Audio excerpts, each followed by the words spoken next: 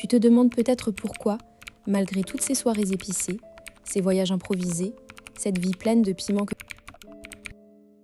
tu proposes, elle semble préférer le confort douillet de la routine. Tu n'es pas seul. Des milliers d'hommes se heurtent à ce mur invisible. Plus ils tentent de secouer la relation, plus elle se replie sur des habitudes rassurantes.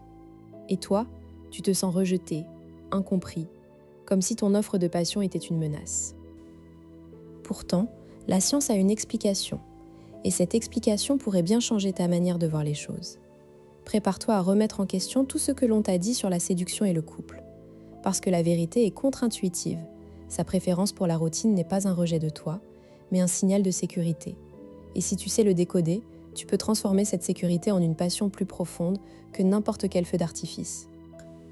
Ce que tu vas découvrir aujourd'hui va au-delà des conseils superficiels. Tu vas comprendre le mécanisme psychologique qui pousse une femme à choisir la stabilité plutôt que l'aventure. Et surtout, tu vas apprendre à utiliser cette connaissance pour créer une relation équilibrée où le piment existe sans menacer sa sécurité. Tu repartiras avec 3 techniques concrètes, testées sur le terrain, pour doser le changement et la routine comme un chef étoilé. Plus question de tout miser sur le grand soir ou de t'ennuyer dans une routine sans éclat. Tu sauras exactement quand et comment introduire une surprise et quand laisser la routine opérer sa magie. L'idée reçue la plus répandue, c'est que les femmes veulent du mystère, de l'imprévisible, du danger. On te dit, sois moins prévisible, crée du suspense, ne sois pas toujours disponible. Résultat, tu te forces à être un personnage, tu calcules chaque absence, tu stresses à l'idée de devenir trop banal. Mais regarde autour de toi. Combien de couples s'épanouissent dans une vie réglée comme du papier à musique? Et combien de relations passionnées s'effondrent justement parce que l'un des deux ne supporte plus l'instabilité? Le vrai problème, ce n'est pas que la routine soit mauvaise, c'est qu'on t'a appris à la diaboliser. On confond routine avec monotonie. On pense que routine a qu'ennui. Or, pour beaucoup de femmes, la routine n'est pas un manque de piment, c'est un ancrage. C'est le sol stable sur lequel elles peuvent construire quelque chose de solide. Et sans ce sol, toute étincelle est perçue comme un risque, non comme une aventure. D'ailleurs, quand tu te sens obligé de toujours innover, tu tombes dans un piège. Tu deviens un performeur, pas un partenaire. Tu cherches à éblouir au lieu de créer une connexion. Et elle le sent. Elle sent que tu n'es pas naturel, que tu essaies de combler un vide avec des feux d'artifice. Et ça, c'est le meilleur moyen de la faire fuir vers une routine rassurante, même avec quelqu'un d'autre. Alors, quel est le vrai mécanisme derrière cette préférence pour la sécurité?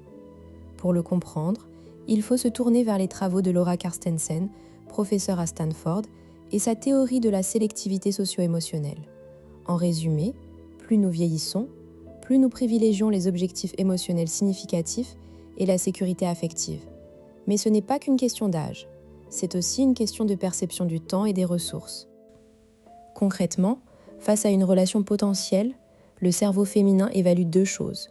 La valeur de la récompense potentielle, l'aventure, la passion, et le coût du risque, la perte de sécurité. Or, pour une femme, le système d'attachement est primordial. Des études montrent que chez les femmes, l'activation du système d'attachement est plus rapide et plus intense que chez les hommes. Pourquoi ? Parce que, biologiquement, la sécurité d'un attachement solide est essentielle pour élever une progéniture, mais aussi pour son propre bien-être. Donc, quand elle fait face à trop d'incertitudes, trop de piments, trop de surprises, son cerveau sonne l'alarme. Le système de protection se met en marche. Elle va naturellement se tourner vers ce qui est prévisible, stable, connu. Pas par ennui, mais par besoin de sécurité. La routine devient alors un refuge. Et ce n'est pas un défaut, c'est un mécanisme de survie émotionnelle. Prenons le cas de Sophie, 34 ans, infirmière à Nantes. Sophie est en couple avec Marc depuis 3 ans. Au début, Marc faisait tout pour surprendre Sophie. Week-ends surprises, dîners dans des endroits insolites, activités extrêmes. Sophie aimait ça, mais au bout d'1 an, elle a commencé à ressentir une fatigue étrange. Elle ne savait pas pourquoi, mais elle avait de moins en moins envie de ces surprises. Elle préférait rester chez elle, regarder un film ou simplement se promener dans le même parc. Marc, lui, s'inquiétait. Il se disait « Je ne lui suffis plus, elle s'ennuie de moi ». Alors il redoublait d'efforts, il organisait des escapades encore plus folles, des dîners thématiques, des cadeaux inattendus. Mais Sophie réagissait de moins en moins bien. Une fois, il lui a offert un saut en parachute. Sophie a pleuré. Pas de joie, de stress. Elle lui a dit « Je n'en peux plus de cette pression. J'ai besoin de calme. » Marc ne comprenait pas. Il pensait qu'en faisant toujours plus, il montrait son amour. Mais Sophie, elle, interprétait chaque nouvelle surprise comme une demande implicite, soit à la hauteur, amuse-toi, soit excitante. Et elle était épuisée de devoir performer. Elle avait besoin de se sentir en sécurité, pas en représentation. Le vrai tournant, c'est quand Marc a consulté une coach. Oui, il a osé. La coach lui a expliqué le mécanisme de Carstensen. Sophie n'avait pas besoin de moins d'amour, mais de plus de prévisibilité. Marc a alors changé de stratégie. Il a cessé les grandes surprises. À la place, il a créé des rituels. Tous les jeudis soirs, ils préparent un dîner simple ensemble. Tous les dimanches, ils font une balade dans le même bois. Et une fois par mois, ils planifient ensemble une sortie hors routine. Sophie a adoré. Elle se sentait en sécurité. Elle savait à quoi s'attendre. Et paradoxalement, elle a recommencé à avoir envie de surprises. Mais cette fois, c'est elle qui les proposait.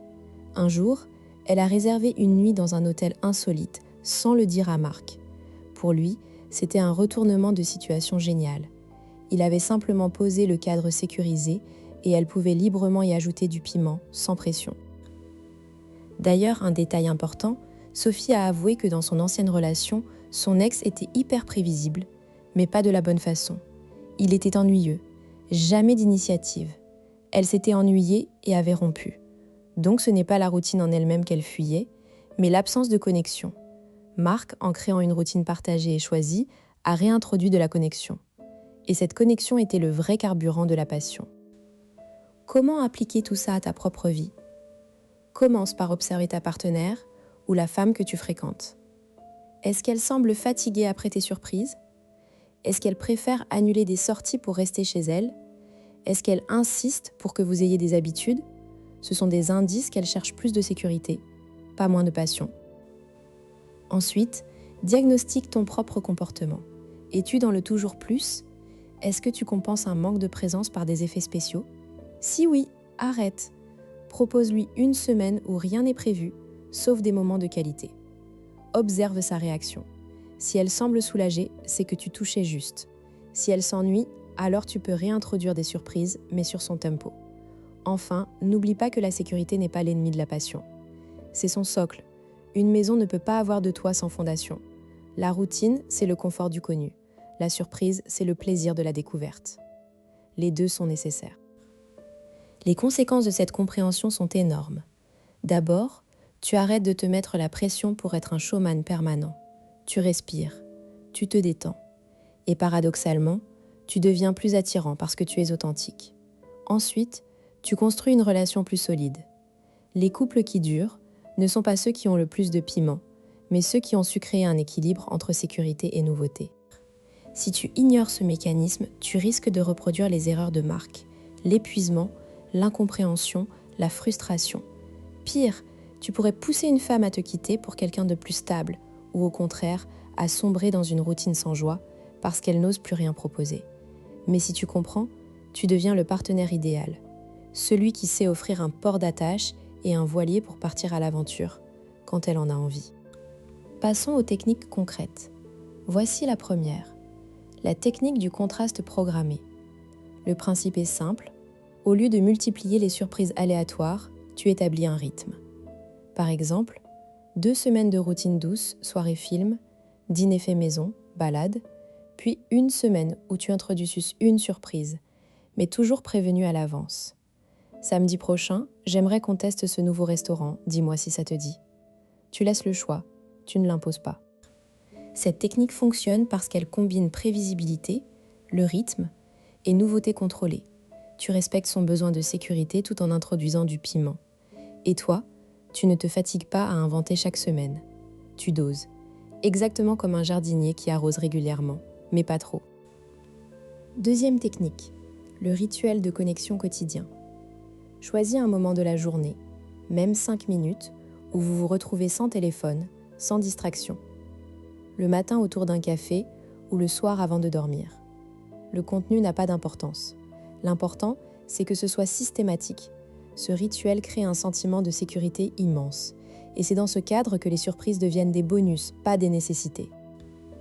Troisième technique, l'alternance des rôles. Propose-lui de planifier à tour de rôle une activité chaque mois. Un mois, c'est toi qui choisis une surprise. Le mois suivant, c'est elle. Cela équilibre la dynamique de pouvoir. Et surtout, ça lui permet d'exprimer son propre désir de piment, sans pression. Si elle choisit une activité très routinière, respecte son choix. C'est son besoin du moment. Attention, je vois déjà des objections arriver. Mais si je fais trop de routine, elle va s'ennuyer et me quitter. Détrompe-toi, ce n'est pas la routine qui fait fuir, c'est l'absence d'attention. Si ta routine est vécue ensemble, avec des rituels choisis, elle renforce le lien. Oui, mais elle me dit qu'elle aime les surprises. Bien sûr, mais observe ses réactions après une surprise. Est-elle stressée? Fatiguée? Si oui, son besoin de sécurité prime sur son désir déclaré. Et si je suis célibataire, comment appliquer ça? Dans la phase de séduction, n'essaie pas d'impressionner par des surprises trop tôt. Construis d'abord un lien régulier. Des rendez-vous à jour fixe, des messages à heures régulières. Une fois qu'elle se sent en sécurité, introduis une petite surprise, un rendez-vous un peu différent. Mais toujours en respectant le cadre que tu as posé. Pour finir, souviens-toi de Sophie et Marc. Ce n'est pas le grand geste qui a sauvé leur relation, c'est la petite routine du jeudi soir et la balade du dimanche.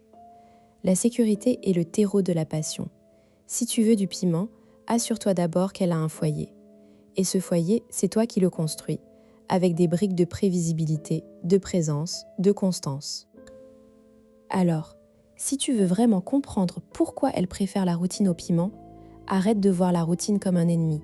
Fais-en ton allié. Et surtout, abonne-toi, parce que dans les prochaines vidéos, on va décortiquer d'autres mécanismes qui te surprendront. Active la cloche pour ne rien manquer. Et toi, quelle est ta plus grande peur quand tu penses à la routine en couple? Dis-le moi en commentaire.